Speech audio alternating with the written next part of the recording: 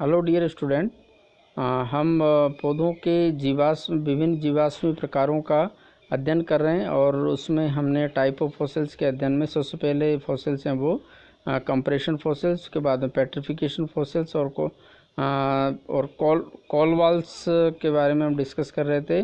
Call walls भी एक petrified fossils हैं जो कोयले के बीच में परिरक्षित होते हैं। इनका आकार गोलाकार से लेकर के अनियमित हो सकता है, जिसमें कार्बन युक्त पादप अंग होते हैं। बाहरी और आंतरिक की संरचना बहुत अच्छे तरीके से देखी जा सकती है। इसमें कैल्शियम, मैग्नीशियम के कार्बोनेट व पायरेट अधिक मात्रा में मिलते हैं। कुछ कॉल वॉल जो होते हैं वो वनस्पति रहित होते हैं, जबकि अन्य में रूट, स्टेम, लीफ, सीड या स्पोर्स या स्पोरेंजियम के खंड के रूप में पाए जा सकते हैं। जैसे इस डायग्राम में बिल्कुल ये पेट्रीफाइड फॉसिल से इसमें है। और इसके अलावा अनदर जो फॉसिल टाइप है वो इनक्रस्टेशन या कास्ट है। इस प्रकार के जीवाश्मों में अवसादों का विक्षेपण जैसे सैंडस्टोन है, आयरन स्टोन पर परिरक्षित हो जाते हैं। इसमें वनस्पति पूर्णतः नष्ट हो जाती है, जिससे उसकी एक कैविटी ही बनी रह जाती है, जिससे उसकी बाहरी प्रारंभिक पौधे के समान होती है। ये सांचा या गुहिका बाहरी खनिज पदार्थों से भरकर इनक्रस्टेशन फॉसिल्स बन जाते हैं। इसमें पेट्रीफैक्शन फॉसिल्स की भांति कार्बनिक पदार्थों जैसे सेलुलोज, लिग्निन तथा कोशिकीय विवरण नहीं पाए जाते हैं। कुल मिलाकर के इस तरह के जो फॉसिल्स होते हैं उसमें सिर्फ हमें पौधे की जो मॉर्फोलॉजी है उसी का हम अध्ययन कर सकते हैं। और पौधा का जैसी मॉर्फोलॉजी होती है, जितना उसका आकार होता है उतनी उसकी गुहिका हमें देखने को मिल जाती है और उसमें हमें डिफरेंट टाइप के केमिकल्स मिलते हैं और उनको फिर हम अलग करके उसकी मॉर्फोलॉजी का अध्ययन हम कर सकते हैं। जैसे ये एक कैलेमाइटीज़ की पित्त का इनक्रस्टेशन फॉसिल्स हैं और इसमें हमें ये एक गुहिका है, मतलब एक तरह से होलो कैविटी रॉक के अंदर हमें मिलती है। नेक्स्ट फॉसिल्स हैं वो है इम्प्रेशन फॉसिल्स। ये जीवाश्म अवसादों पर पौधों एवं उनके अंगों केवल छाप होते हैं। इसमें कंप्रेशन की भांति ऑर्गेनिक मैटर नहीं पाए जाते हैं। इन जीवाश्मों द्वारा पूरा वनस्पति के विभिन्न पादों बाह्य संरचना का अध्ययन हम कर सकते हैं। नेक्स्ट इसमें कॉम्पैक्टेशन और मॉडिफाइड प्लांट्स, वे जीवाश्म जो पादप या अथवा पादपांगों के परस्पर दाब से बने हो उनको सहन या उनको कॉम्पैक्ट जीवाश्म कहते हैं। कॉम्पैक्ट संघन जीवाश्म के नाम से जानते हैं। इनमें परस्पर पादप अंगों के बीच में कोई मध्यवर्ती पदार्थ नहीं पाए जाते। कुछ पादप अंग जैसे जो चर्मील पत्तियां होती है तथा कठोर फल व बीज ममीकृत रूप में परिरक्षित हो जाते हैं। इस प्रकार के जीवाश्मों में रासायनिक पदार्थों का इन्फिल्ट्रेशन किया जा सकता है तथा सूक्ष्मदर्शी द्वारा अध्ययन के लिए इनका सेक्शन भी काटे जा सकते हैं।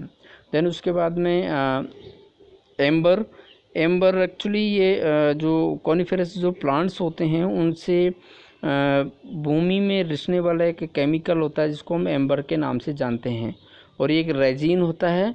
और इस रेजिन्स में जैसा कि मैंने पहले भी बताया था हमने कि अगर किसी पौधे के चारों तरफ उसकी एंटोमार्फिक या आवरणी जो पदार्थ किस तरह का है तो ये कॉनिफेरस प्लांट से सीक्रेट होने वाला रेजिन से, और इसमें अगर कोई प्लांट पार्ट आ जाता है तो वो जीव या पौधा उसमें परिरक्षित हो जाता है और इस तरह से परिरक्षित जो वो प्लांट या जीव हैं उन्हें हम एम्बर फॉसिल्स के नाम से जानते हैं।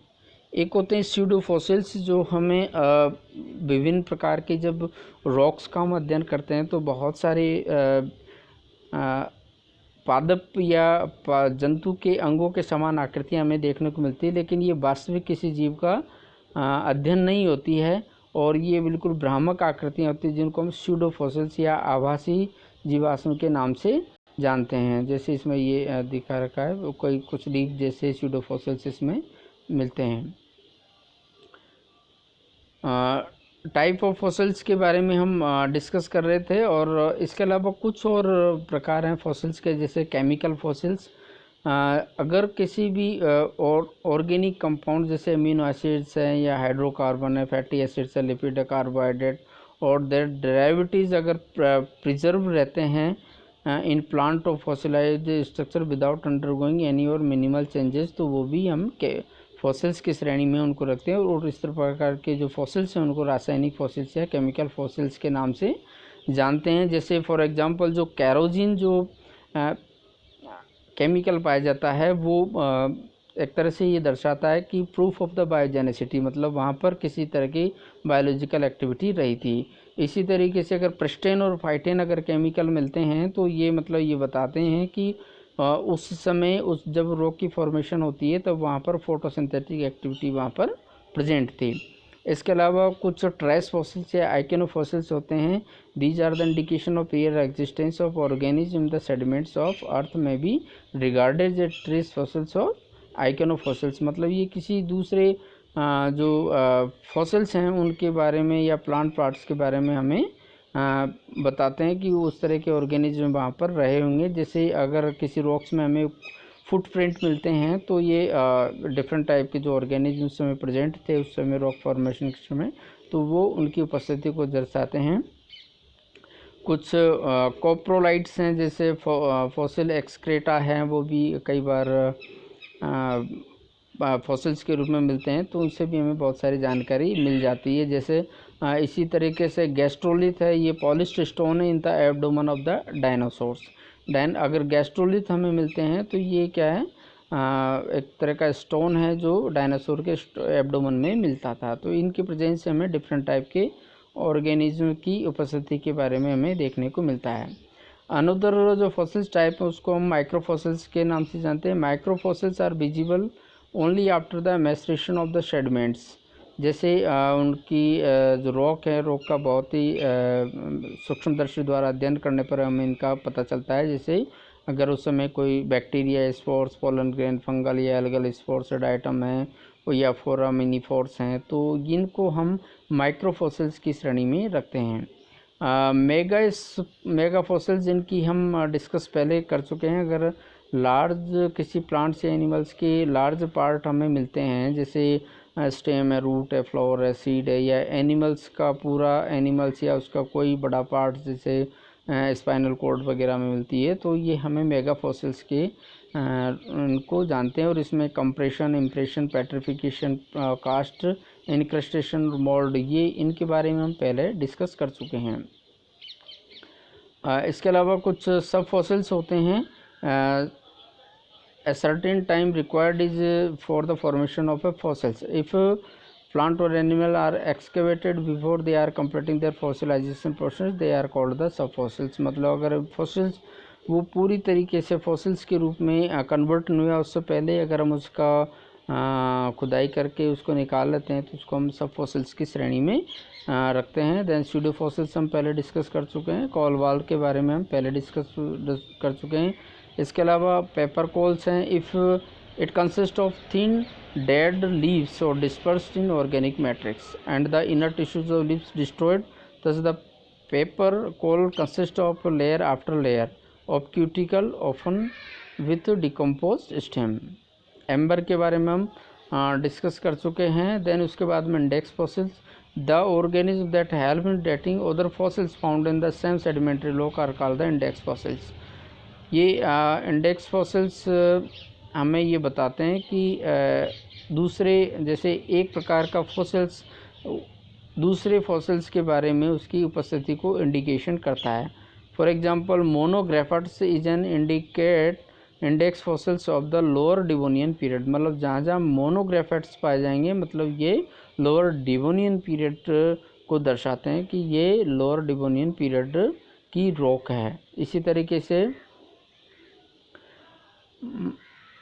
माइरोपोलानाइट्स is marker of the Eocene period का है। नोमेनक्लेचर फॉसिल्स का ये बहुत ही इम्पोर्टेंट है और इसको समझना भी ज़रूरी है, क्योंकि जब नोमेनक्लेचर की बात होती है, नामकरण जब हम करते हैं, तो जनरली जब फॉसिल्स जैसा कि अभी अब तक आपने ये जान लिया होगा कि पूरे प्लांट्स या एनिमल्स फॉसिल्स के रूप में नहीं पाया जाता। उन्हीं के ये बहुत ही रेयर कंडीशन होती है कि पूरा प्लांट एज ए फॉसिल्स के रूप में प्रिजर्व हो जाए या पूरा एनिमल्स फॉसिल्स के रूप में प्रिजर्व हो जाए। तो हमें क्या मिलता है, उनके डिफरेंट पार्ट हमें डिफरेंट लोकेशन से मिलते हैं, डिफरेंट टाइप के रॉक से मिलते हैं। फिर हम क्या करते हैं, प्लांट्स की अगर बात करते हैं तो प्लांट्स में जैसे रूट है, स्टेम है, कॉन है, लीफ है, इनके हमें डिफरेंट टाइप के फॉसिल्स मिलते हैं। तो फिर हम ये कोशिश करते हैं कि जैसे एक ही समान प्रकार की जो रॉक है और उनका जो टाइम है रॉक फॉर्मेशन का वो बिल्कुल समान है, तो हम फिर उनको रिकन्स्ट्रक्शन या पुनरुद्भवन करने की कोशिश करते हैं और डिफरेंट टाइप के जो स्टेम रूट कॉर्न वगैरह मिले हैं उस समय की रॉक्स में, उनको हम एक दूसरे से जोड़ करके एक पूरा नया पौधे का फॉर्मेशन करते हैं। इसको पुनरुद्भवन या रिकन्स्ट्रक्शन ऑफ द प्लांट कहते हैं। तो यहाँ पर ये इम्पोर्टेंट है कि जब फॉसिल्स में पूरे पौधे का हम रिकन्स्ट्रक्शन करते हैं तो पौधे का नाम अलग होता है, उसके स्टेम का नाम अलग होगा, उसकी रूट का नाम अलग होगा, कौन का नाम अलग होगा, लीफ का नाम अलग होगा। जैसे फॉर एग्जांपल जैसे एक पीपल का वृक्ष है, पीपल के वृक्ष में लीफ का नाम बरगद है, उसके स्टेम का नाम नीम है, उसकी रूट का नाम कुछ और फाइकस मान लीजिए, कुछ भी मान लीजिए, मतलब अलग अलग पौधे के अलग अलग पार्ट्स के नाम अलग होते हैं और पूरे पौधे का नाम अलग होता है। तो यहाँ पे हम उनको अलग अलग करते हैं और ये जो नोमेनक्लेचर किया जाता है वो according to international rules of botanical nomenclature के अकॉर्डिंग ही किया जाता है। और इसमें जनरली हम कुछ सफिक्स का यूज़ करते हैं। जैसे फॉर एग्जांपल अगर स्टेम की अगर हम बात करते हैं तो जनरली हम डेंड्रोन का उपयोग करते हैं, जैसे लेपिडोडेंड्रोन है। और इसी तरीके से स्टेम की तरह ही वुड पार्ट्स अगर मिलता है तो उसमें जाइलोन उसमें सफिक्स लगाते हैं, जैसे फॉर एग्जांपल क्लैडोजाइलोन। तो अगर जैसे आपको जाइलोन कहीं नहीं मिलता है तो दैट मीन्स ये वुडी पार्ट है और स्पेशली ये जाइलम टिश्यूज़ हैं। इसी तरीके से शब्द सफिक्स यूज़ होता है फिलम लीव्स के लिए, फॉर एग्जांपल स्पिनोफिलम है, टेरिस फर्न लाइक स्टेम के लिए होता है, लाइजिनोप्टेरिस। स्पर्मम सीड शब्द के लिए उपयोग किया जाता है, जिससे कोर्टिकोस्पर्मम, कार्पन सीड या सीड लाइक के लिए लोपेडोकार्पन, कार्पस भी सीड के लिए, for example Cardiocarpus, and stoma seed के लिए उपयोग करता है, जैसे लाइजिनोस्टोमा। देन उसके बाद में माइक्रोस्पोरेंजिया के लिए थीका शब्द का उपयोग किया जा सकता है, जैसे क्रोथोथीका। और कौन के लिए स्ट्रोबस सफिक्स का उपयोग किया जाता है, जैसे लेपिडोस्ट्रोबस। तो ये कुछ सफिक्स हैं जिनको हम अप्लाइड करते हैं जब भी उनका नोमेनक्लेचर करते हैं, ताकि हमें उस प्लांट पार्ट्स के बारे में जानकारी हो सके। This is about the fossils nomenclature.